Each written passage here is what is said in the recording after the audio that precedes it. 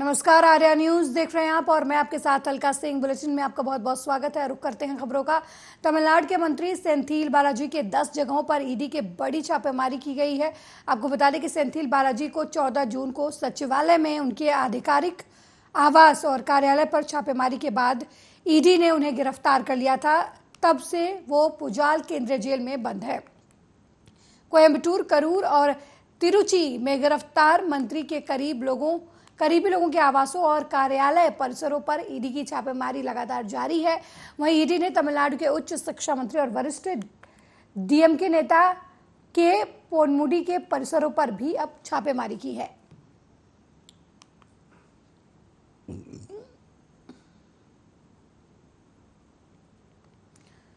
हरियाणा हिंसा के 1.5 महीने बाद भी परिवार से मिलने खट्टर हरियाणा के नूंह में हुई हिंसा को पूरे 1.5 महीने हो चुके हैं, जिसके बाद अब मुख्यमंत्री मनोहर लाल खट्टर हिंसा में मारे गए पानीपत में रहने वाले अभिषेक चौहान के घर पहुंचे, जहां पर वो मृतक के परिजनों से मिले और उन्हें हौसला बंधाया। मुख्यमंत्री ने कहा कि दोषियों को बख्शा नहीं जाएगा। दुख की इस घड़ी में हम परिवार के साथ हैं। गौर है कि हादसे के बाद परिवार को सांत्वना देने पहुंची शिवसेना ने हरियाणा के सीएम पर तंज कसा था।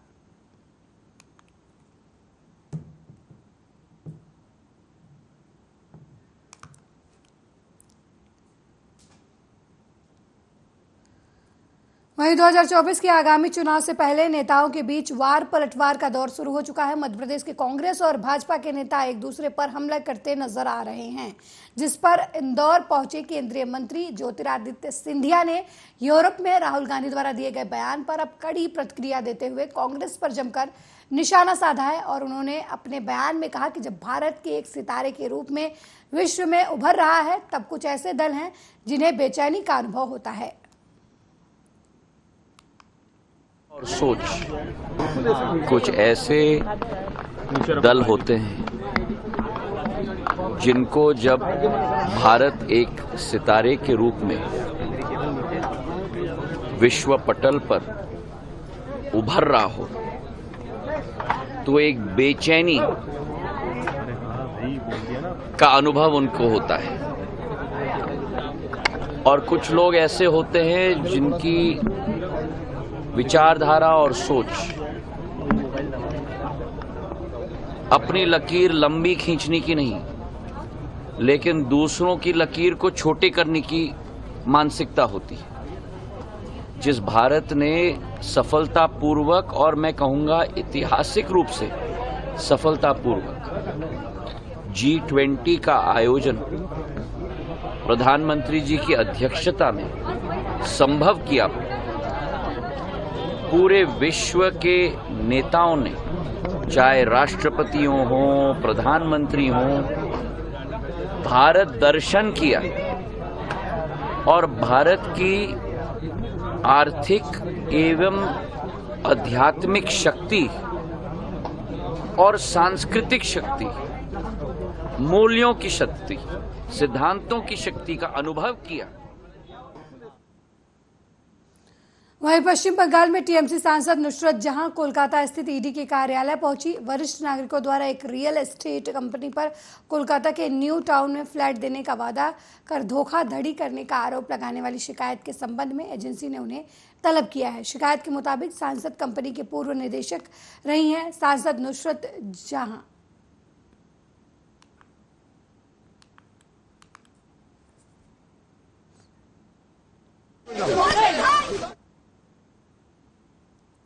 पश्चिम बंगाल की मुख्यमंत्री ममता बनर्जी अपने विदेशी दौरे के लिए रवाना हुई हैं। मुख्यमंत्री 11 दिनों के लिए स्पेन और दुबई के दौरे के लिए रवाना हो गई हैं। दुबई में रात भर रुकने के बाद बुधवार सुबह सीएम स्पेन की राजधानी मैड्रिड जाएंगी। वहां वे 3 दिवसीय बिजनेस समिट में भाग लेंगी और उनके साथ मैड्रिड में इंडियन क्रिकेट टीम के पूर्व कैप्टन सौरव गांगुली भी ज्वाइन करेंगे। इसके बाद ममता गैर आवासीय बंगालियों से भी मुलाकात करेंगी।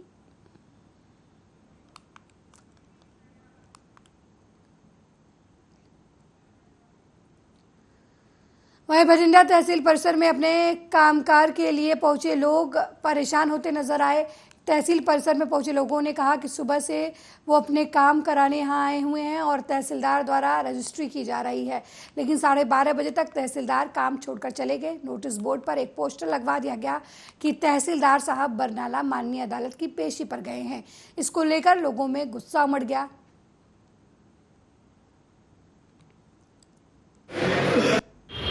रजिस्ट्री वास्ते आई सी। मेरी तबीयत भी हुन ठीक नहीं हैगी है। बेच रहे हैं तो अज असी सवेर तो पहले तो सानू मना करता सी कि इत्थे हड़ताल चल रही है, तो बाद चो पता चला कि 11 बजे के बाद रजिस्ट्री शुरू हो रही है। तो असी तो सवेरे फिर आ गए इत्थे 11 बजे। तो उसके बाद टोकन वगैरह सब लेता, सारा कुछ पेपर वर्क कंप्लीट करता सी। इत्थे रजिस्ट्री फड़ा भी दिती सी जो बनाने वास्ते थी। और तो बाद तो असी सानू वेट करने वास्ते कहता सी। बाद चो उन्होंने इत्थे अनाउंसमेंट करती कि हुण रजिस्ट्रियाँ नहीं होनी। तहसीलदार साहब बरनाला गए हुए ने। आधा पौना घंटे बाद 12 बजे के आसपास, शायद 12:30 बजे के आसपास असी फिर अब होनी नहीं। अब मैं इत्थे अज की डेट तक ही सीगी।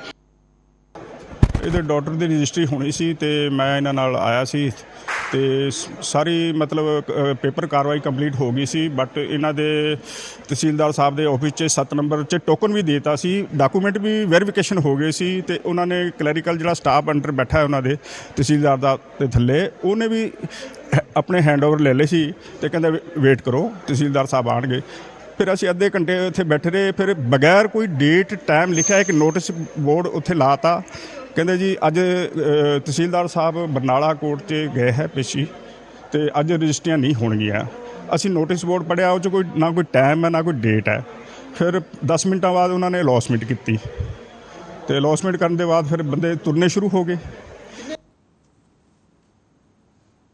पंजाब को नशा मुक्त बनाने के लिए पंजाब पुलिस द्वारा चलाए गए नशा विरोधी अभियान के तहत गांव-गांव जाकर लोगों को नशे के खिलाफ जागरूक किया जा रहा है। इसी के मद्देनजर एसएसपी खन्ना अवनीत कोंडल, डीएसपी समराला जसपिंदर सिंह, एसएचओ भूपेंद्र सिंह खागुड़ा के साथ मिलकर समराला के गांव लोपो में पुलिस पब्लिक मीटिंग की गई। एसएसपी ने बताया कि इस गांव का चयन इसलिए किया गया है क्योंकि इस गांव में पहले से ही 15 से 10 FIR दर्ज है। इसलिए गांव के लोगों को जागरूक करने के लिए इस गांव में पुलिस पब्लिक मीटिंग की गई है, जिसमें ग्रामीणों ने बढ़ चढ़कर हिस्सा लिया।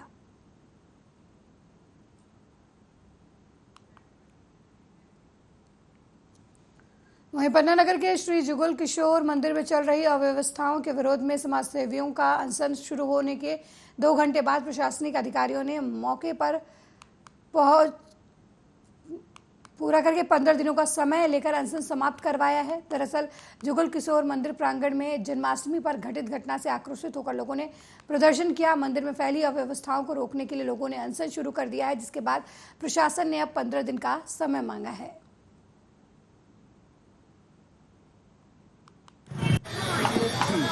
अव्यवस्थाओं के संबंध में हमारा पहला बिंदु था कि जो यहाँ की समिति है, समिति को भंग करके कलेक्टर, एसपी और सीओ जो 3 लोग हैं इनकी निगरानी में एक ऐसी समिति बने जो मंदिर के उद्देश्यों, मंदिर में प्रभाव और मंदिर की अव्यवस्थाओं को दूर कर सके। ऐसे लोगों का चयन करके समिति बनाए। दूसरा हमने दिया था कि किशोर जी के जो मंदिर है वहाँ थाल की व्यवस्था पारदर्शी हो, मतलब एक ही खिड़की से आपको थाल मिले और एक ही खिड़की से आपको रसीद कटे, वहाँ ही आपको पता चल जाए कि आपको कितने दिन में मिलने वाला है। तीसरा जो मोबाइल का उपयोग है वो इतना ज़्यादा हो गया कि जो बुजुर्ग लोग हैं उनको बहुत परेशानी होती, खासतौर से महिलाओं और बच्चों को। वजीपुर की पिछोर थाना पुलिस ने महिलाओं पर अभद्र टिप्पणी करने वाले बयान को लेकर पिछोर विधायक और पूर्व मंत्री केपी सिंह कक्काजू के खिलाफ मामला दर्ज कर लिया है।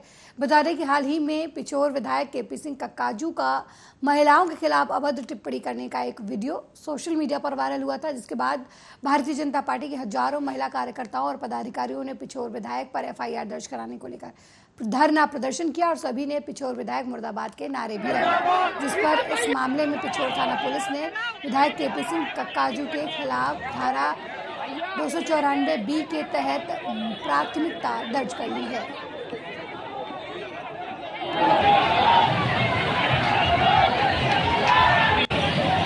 पिछोर विधानसभा के कांग्रेस के विधायक श्री केपी सिंह द्वारा जो महिलाओं के खिलाफ जो अश्लील टिप्पणी की गई है उसको लेकर भाजपा की महिला मोर्चा ने आज जो है विधायक का पुतला फूंका और साथ ही ज्ञापन देकर उन पर एफआईआर की मांग करी। प्रशासन द्वारा हमारी मांग को मान लिया गया और विधायक पर 294 के तहत मुकदमा दर्ज हुआ है। ये बताता है कि कांग्रेस की मानसिकता कैसी है और कांग्रेस जो है महिलाओं के बारे में क्या सोचती है। आगे भी यदि जो है कांग्रेस के माननीय कमलनाथ और दिग्विजय सिंह भी इस बात पर माफ़ी नहीं मांगते हैं और उन्हें पार्टी से बाहर नहीं करते हैं तो हमारा यह आंदोलन आगे भी जारी रहेगा। भारत माता की जय, जय भाजपा, विजय भाजपा। रायबरेली से दर्दनाक खबर सामने आई है जहां कुछ बदमाशों से परेशान होकर एक लड़की ने फांसी लगाकर आत्महत्या कर ली। दरअसल लड़की ने बदमाशों की छेड़छाड़ की शिकायत थाने में दर्ज कराई थी, जिसके बाद बदमाशों ने लड़की की सरेआम पिटाई कर दी।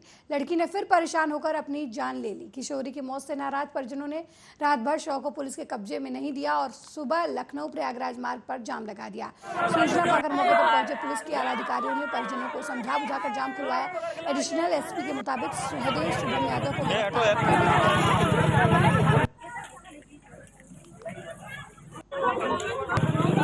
लड़का और लड़के की मतलब कहा सुनी हुई थी। तो लड़के ने उसको मारा है रोड पे। फिर लड़की अपने घर गई थी। अच्छा, फिर क्या हुआ? मतलब क्या आरोपी गिरफ्तार नहीं हुए क्या? अभी तो बोलते नहीं हुआ, वो लोग बोलते हुआ है। अब सामने देखे तो मालूम पड़े ना। कब भैया? बाहर 10 लोग सामने देखेंगे तो मालूम पड़ेगा कि सही झूठ है। तो ये हाईवे पे जाम कर दिया आपने? हाँ, हाईवे है। नहीं हुई कि यह पारनाथ को भूखा पड़ता है। यहाँ पे उस बच्ची को घास लेके आ रही थी और कुछ उल्टा बोले, उसने जवाब दिया। उसी बात में मारपीट उसके साथ, ये बेइज्जत के साथ मारे हैं। कड़ा से आँख के पास फूट गया है, पूरा हाथ ही दोनों है, सब सीना कट के मारे हैं। उसके बाद वो बेइज्जत हो गई, काफी शर्मिंदगी महसूस।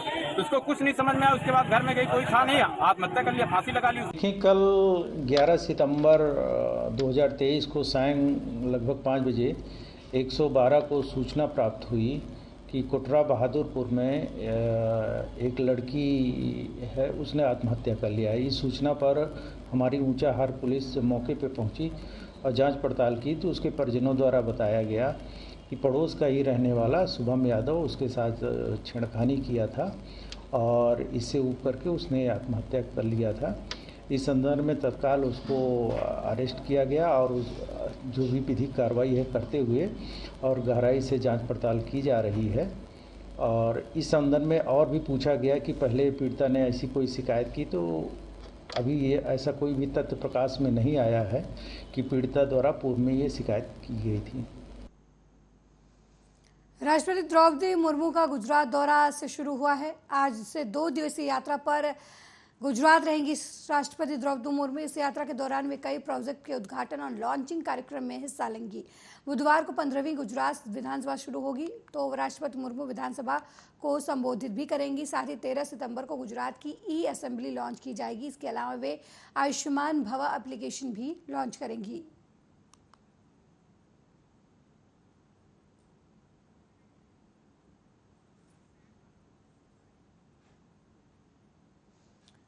शिवसेना नेता संजय राउत ने वीके सिंह के पीओके वाले बयान पर तंज कसा है। उन्होंने कहा कि हमने हमेशा पीओके को अपना हिस्सा माना है। जब पूर्व सेना प्रमुख अपने पद पर थे तब उनको अपने कार्यकाल में इसे लेने की कोशिश करनी चाहिए थी। अब आप कैसे ले सकते हैं? इससे पहले मणिपुर को शांत कीजिए। मणिपुर तक चीन घुस गया है। राहुल गांधी जी कह रहे हैं कि लद्दाख में चीन ने 20,000 वर्ग किलोमीटर जमीन अपने कब्जे में ली है। अरुणाचल का हिस्सा चीन के नक्शे में दिखाया गया है, पहले यह अपने कब्जे में लीजिए।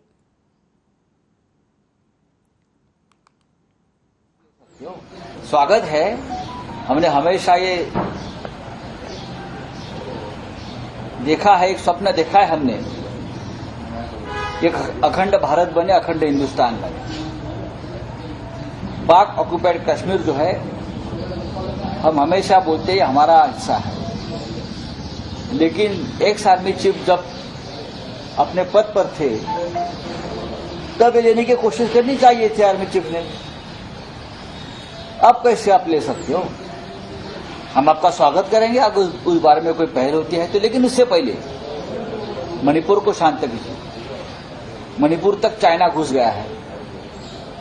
राहुल गांधी जी जो कह रहे हैं कि लद्दाख में चीन घुस गया है, 20,000 वर्ग किलोमीटर जमीन कब्जे में ली है, अरुणाचल का हिस्सा चाइना के मैप पर दिखाया गया है। ये पहले खत्म करो, ये पहले अपने कब्जे में लीजिए, फिर बाद में अपने आप पीओके हिंदुस्तान में आ जाएगा, उसके लिए आपकी जरूरत नहीं है भाई साहब। स्वागत है। भगवान श्री महाकालेश्वर की भाद्रपद माह की अंतिम और शाही सवारी सोमवार को पूरे ठाट बाट और शाही रूप में निकाली गई। भगवान श्री महाकालेश्वर की जय जयकार से पूरी अवंतिका नगरी गुंजायमान हो उठी। चारों ओर भगवान महाकाल की भक्ति में लीन श्रद्धालुओं की आंखें पालकी प्रजा का हाल जानने के लिए, श्री महाकालेश्वर की एक झलक पाने के लिए अधीर थी। वहीं श्री महाकालेश्वर भगवान की शाही सवारी बड़े धूमधाम और उल्लास के साथ निकली। श्री महाकालेश्वर मंदिर से शाम 4 बजे नगर भ्रमण के लिए ये पालकी निकली।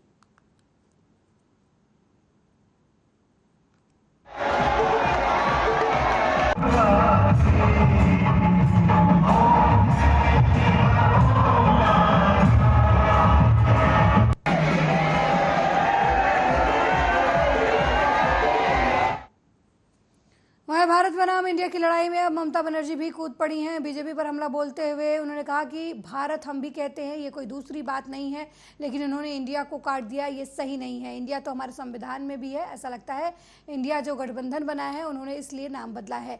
वहीं पश्चिम बंगाल की मुख्यमंत्री ममता बनर्जी ने आंध्र प्रदेश के पूर्व सीएम एन चंद्रबाबू नायडू की गिरफ्तारी पर कहा कि ये राजनीतिक प्रतिशोध है। लोकतंत्र की एक सीमा होती है, उस सीमा के आगे कुछ नहीं करना चाहिए। अभिषेक को हर तरीके से परेशान किया जाता है, जैसे चंद्रबाबू नायडू को गिरफ्तार किया गया है, मुझे ये गलत लगा। पॉलिटिकल वेंडेटा ये हमारा रिक्वेस्ट है। देखो, पॉलिटिकली आपका साथ हमारा डिफरेंस होगा। पॉलिटिकली डेमोक्रेसी में कुछ पार्टी का साथ कुछ एडजस्ट होता है, कुछ पार्टी का साथ कुछ एडजस्ट नहीं होता है। ये तो लोकतंत्र भी होता है, लेकिन लोकतंत्र का एक सीमा होता है। वो सीमा मान के ऐसा कुछ करना नहीं चाहिए जो बाद में इसका दूसरी रूप हो सकता है।